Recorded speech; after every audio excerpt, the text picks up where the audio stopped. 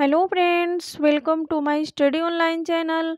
Friends, यहाँ पे आज हम बात करने वाले हैं यूपी टेट सी टेट जो हमारा पर्यावरण है ईवीएस, इससे रिलेटेड जो 20 महत्वपूर्ण क्वेश्चंस हैं friends, most important selected questions हैं जो कि एग्जाम में आने की प्रबल संभावना है फ्रेंड्स, और ये एग्जाम में आए हुए भी क्वेश्चन हैं। तो आइए इसके बारे में, इस क्वेश्चन के बारे में बात करते हैं। तो फ्रेंड्स, यहाँ पे क्वेश्चन नंबर 1 है कि जब ध्रुवों में भूमध्य रेखा की ओर बढ़ते हैं तब जैव विविधता कैसा होता है? बढ़ती है जैव विविधता कि स्थिर रहती है कि घटती है कि इनमें से कोई नहीं? तो फ्रेंड्स, जब ध्रुवों में जब भूमध्य रेखा की ओर जब बढ़ते हैं तो जैव विविधता क्या होता है? बढ़ता है। और फ्रेंड्स, यहाँ से क्वेश्चंस बनता है कि जैव विविधता कब मनाई जाती है? तो 22 मई को जैव विविधता दिवस मनाया जाता है। अब आता है हम फ्रेंड्स यहाँ पे कि सामाजिक वानिकी का उद्देश्य है। क्या है सामाजिक वानिकी का उद्देश्य? पर्यावरणीय, सामाजिक, ग्रामीण विकास में वनों का प्रबंधन, ग्रामीण क्षेत्रों में चकबंदी, वन्य प्राणियों का संरक्षण या चारागाहों का विकास। तो जो सामाजिक वानिकी का उद्देश्य होता है वो पर्यावरणीय, सामाजिक और ग्रामीण विकास में जो वनों का संरक्षण और प्रबंधन होता है फ्रेंड्स, उसी को हम सामाजिक वानिकी इसका उद्देश्य है। तो हमारा इसमें जो ऑप्शन नंबर ए है फ्रेंड्स, वो बिल्कुल करेक्ट है। अब आते हैं हम क्वेश्चन नंबर 3 पे, यहाँ पे कि चिपको आंदोलन के जनक गौरा देवी द्वारा चिपको आंदोलन किस गांव में प्रारंभ किया गया था? रेडी गांव में कि मानमती में कि थिरपाक में कि हाट गांव में? तो फ्रेंड्स, जो चिपको आंदोलन के जनक गौरा देवी हैं, और फ्रेंड्स इसके जो है ये किस गांव से हुआ था? तो वो रेडी गांव है। तो फ्रेंड्स, ये कहाँ पे है? ये 1972-73 के आसपास में चिपको आंदोलन शुरू हुआ था और उत्तराखंड से शुरू हुआ था फ्रेंड्स पहले। और उत्तराखंड में किस जिले से हुआ था? तो चमोली जिले से हुआ था। लेकिन फ्रेंड्स, गांव कौन सा था? रेडी गांव था। तो फ्रेंड्स, ये हमारा बहुत इंपॉर्टेंट क्वेश्चन है, ये एक बार पूछा हुआ क्वेश्चन है।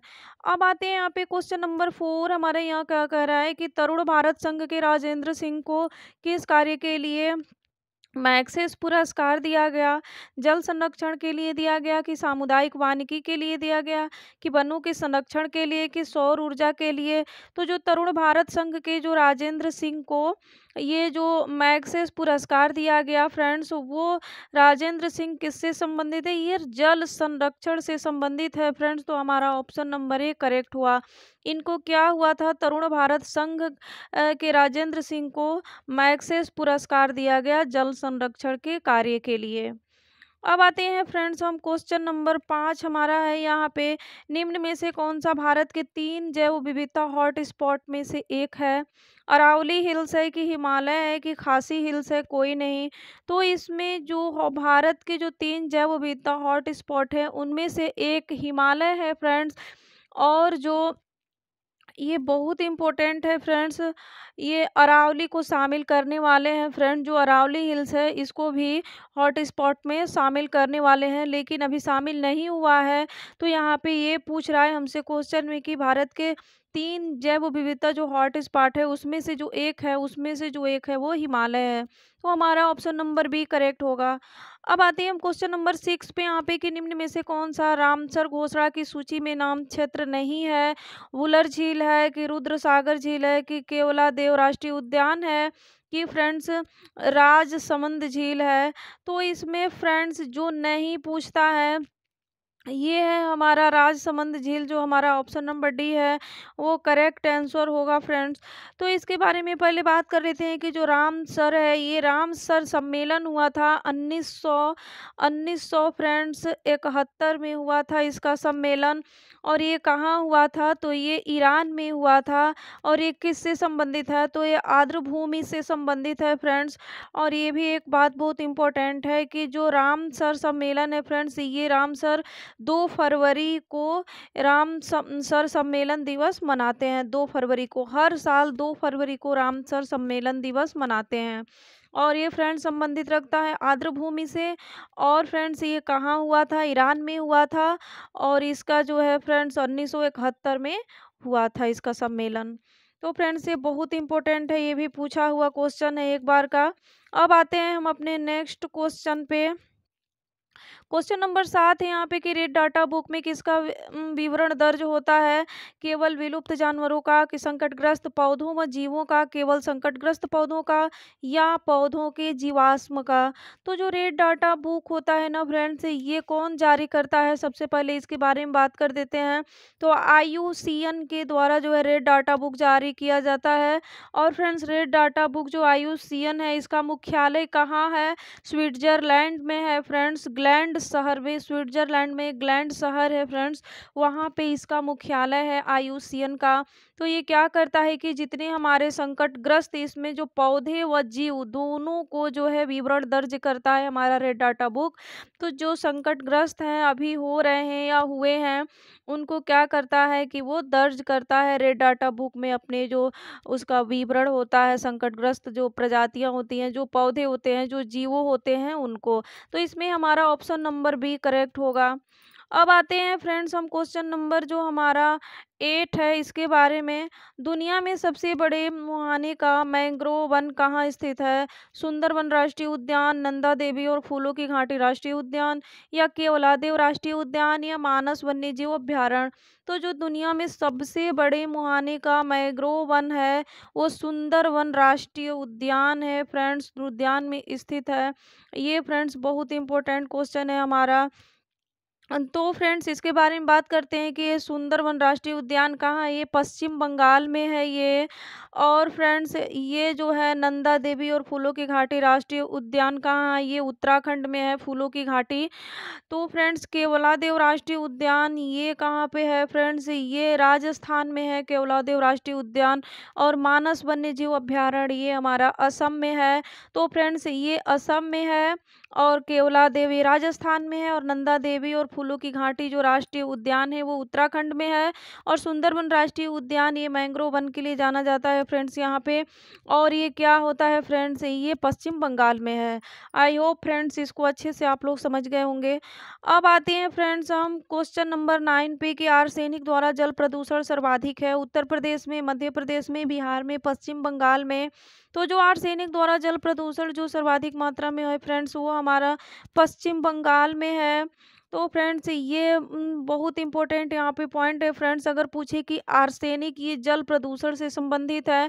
और फ्रेंड्स, अगर पूछे कि लाइकेन, तो ये फ्रेंड्स वायु प्रदूषण से संबंधित है।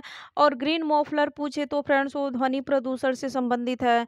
तो ये जो आर्सेनिक यहाँ पूछा है, तो आर्सेनिक द्वारा जल प्रदूषण सर्वाधिक है, वो कहाँ है? पश्चिम बंगाल में है। तो हमारा ऑप्शन नंबर डी करेक्ट होगा। अब आते हैं फ्रेंड्स हम क्वेश्चन नंबर अपने 10 पे कि निम्न में से पराबैंगनी किरणों में से कौन सा अधिक हानिकारक है? UVA है, कि UVB है, कि UVC है, या ये सभी? तो फ्रेंड्स, यहाँ पे जो हमारा UVC है, यही हमारा जो पराबैंगनी किरण है फ्रेंड्स, वो सबसे अधिक क्या है? हानिकारक है। तो हमारा अल्ट्रावायलेट जो रेज है, जो किरणें हैं अल्ट्रावायलेट, तो वही UVC है हमारा, जो कि ये क्या है? हमारा ऑप्शन नंबर सी करेक्ट हुआ। ये क्या है? अधिक हानिकारक है।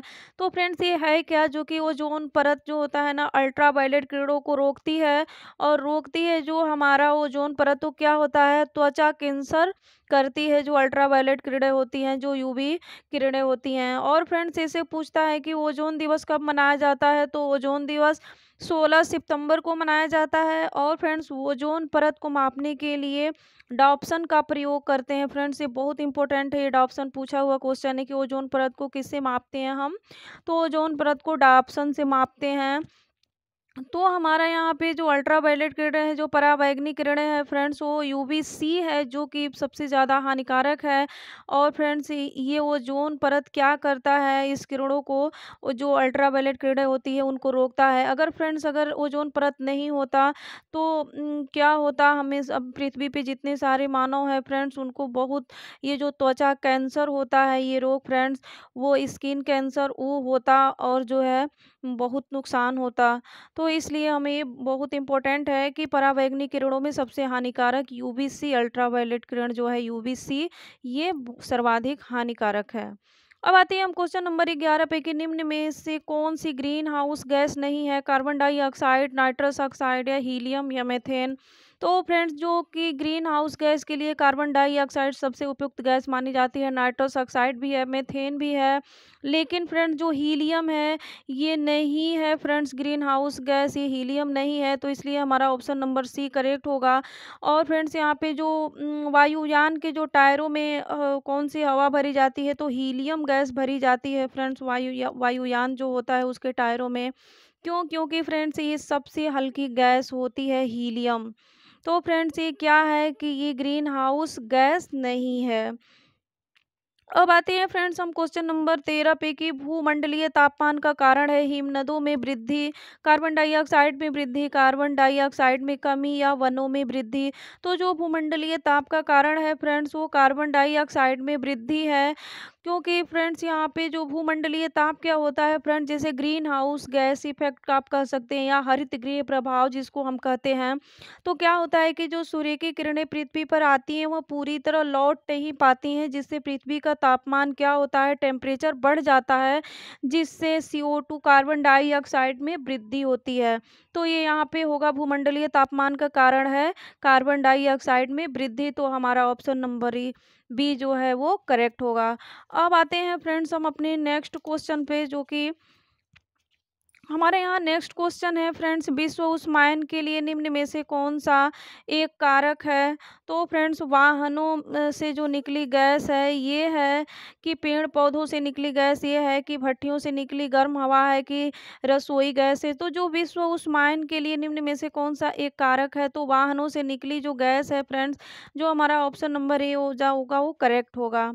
अब आते हैं फ्रेंड क्वेश्चन नंबर 15 पे कि वायु प्रदूषण को कम किया जा सकता है वृक्षों द्वारा, जंतुओं द्वारा, मछलियों द्वारा या सूर्य प्रकाश द्वारा। तो फ्रेंड्स यहाँ पे जो वायु प्रदूषण को कम किया जा सकता है फ्रेंड्स, बहुत ईजी क्वेश्चन है, ये वृक्षों के द्वारा हम वायु प्रदूषण को कम कर सकते हैं। कैसे फ्रेंड? जैसे कि ज़्यादा से ज़्यादा हम वृक्ष को लगाएंगे तो जैसे कि हमारा वायु प्रदूषण कम होगा, तो वृक्षों के द्वारा। तो इसमें हमारा ऑप्शन नंबर जो ए होगा फ्रेंड्स वो करेक्ट होगा। अब आते हैं हम क्वेश्चन नंबर हमारा 16 यहाँ पे कि सूर्य के हानिकारक किरणों से पृथ्वी को कौन सा स्तर सुरक्षित रखता है, आयन मंडल, की क्षोभ मंडल, ओजोन परत या चुंबक मंडल। तो जो सूर्य के जो हानिकारक जो फ्रेंड्स अल्ट्रावायलेट किरणें होती हैं, जो हानिकारक किरणें होती हैं, वो पृथ्वी को कौन सा स्तर सुरक्षित रखता है, तो हमारा ओजोन परत है फ्रेंड्स, ये हम हमारा जो है सुरक्षित रखता है ये स्तर। क्योंकि यहाँ पे ये क्या करता है, आ करके ये ओजोन परत जो किरणें होती हैं, सूर्य की जो हानिकारक किरणें होती हैं, ये क्या करता है, रोक लेता है उसे, ओजोन परत। अब आती है हम क्वेश्चन नंबर 17 पे कि परितंत्र में मानव का स्थान होता है, सर्वाहारी होता है कि शाकाहारी होता है, या मांसाहारी होता है या अपघटक। तो फ्रेंड्स जो मानव होता है ना वो सर्वाहारी होता है, क्योंकि फ्रेंड्स वो साग सब्जी भी खाता है और मांस मछली भी खाता है, इसलिए मनुष्य क्या है, सर्वाहारी है। तो परितंत्र में मानव का स्थान जो होता है वो सर्वाहारी होता है, तो यहाँ पे हमारा ऑप्शन नंबर ए क्या होगा, करेक्ट होगा। अब आते हैं हम, हरे पेड़ पौधे कितने प्रतिशत ऊर्जा ग्रहण करते हैं, 1% की, 10% की, 50% या 7%। तो जो हमारे हरे पेड़ पौधे हैं फ्रेंड्स वो 1% क्या करते हैं, ऊर्जा ग्रहण करते हैं। बहुत इंपॉर्टेंट क्वेश्चन है फ्रेंड्स ये। अब आते हैं हम क्वेश्चन नंबर 19, यहाँ पे है कि ओजोन किससे बनती है, हाइड्रोजन से, मीथेन से, कार्बन डाइऑक्साइड से या ऑक्सीजन से। तो जो ओजोन बनती है फ्रेंड्स वो हमारा ऑक्सीजन से बनती है, O2, जो कि फ्रेंड्स ये एग्जाम में पूछा हुआ क्वेश्चन है यूपी टेट के कि ओजोन किससे बनती है, तो ये ऑक्सीजन से बनती है। ये न कि हाइड्रोजन, मीथेन और कार्बन डाइऑक्साइड से नहीं, ये ऑक्सीजन से बनती है फ्रेंड्स ओजोन। तो इसमें हमारा ऑप्शन नंबर डी करेक्ट होगा। अब आते हैं हम अपना क्वेश्चन नंबर 20 और लास्ट क्वेश्चन है फ्रेंड्स की जलवायु परिवर्तन का जो कारण है वो क्या है, ग्रीन हाउस गैस है या प्रदूषण है, ओजोन परत का क्षरण है या उपरोक्त तो सभी। तो हमारा जो जलवायु परिवर्तन का जो कारण है वो ग्रीन हाउस गैस भी है, उसका कारण प्रदूषण भी है और ओजोन परत का क्षरण भी है। तो इसलिए हमारा उपरोक्त सभी जो ऑप्शन नंबर डी होगा वो करेक्ट होगा। तो फ्रेंड्स आई होप क्वेश्चन अच्छे से समझ में आया होगा फ्रेंड्स आप लोगों को। ये बहुत इंपॉर्टेंट, मोस्ट इंपॉर्टेंट कहिए तो फ्रेंड्स ये सिलेक्टेड क्वेश्चंस हैं जो बीएससी क्वेश्चन है, एग्जाम में आने की प्रबल संभावना है फ्रेंड्स। अब यूपी टेट और सी टेट में फ्रेंड्स ऐसे ही क्वेश्चंस बनते हैं और बनने की संभावना भी है फ्रेंड्स। तो फ्रेंड्स हमारी वीडियो जो है अच्छा लगा तो लाइक करना, शेयर करना और प्लीज़ फ्रेंड्स हमारा चैनल स्टडी ऑनलाइन को सब्सक्राइब करना और सब्सक्राइब करके बेल आइकन ज़रूर प्रेस कर देना, ताकि ताकि हमारे आने वाली वीडियो आप तक सबसे पहले पहुँचे और आप लोग फ्रेंड्स अच्छे से स्टडी करके एग्ज़ाम में अच्छे मार्क्स गेन कर सके। थैंक्स।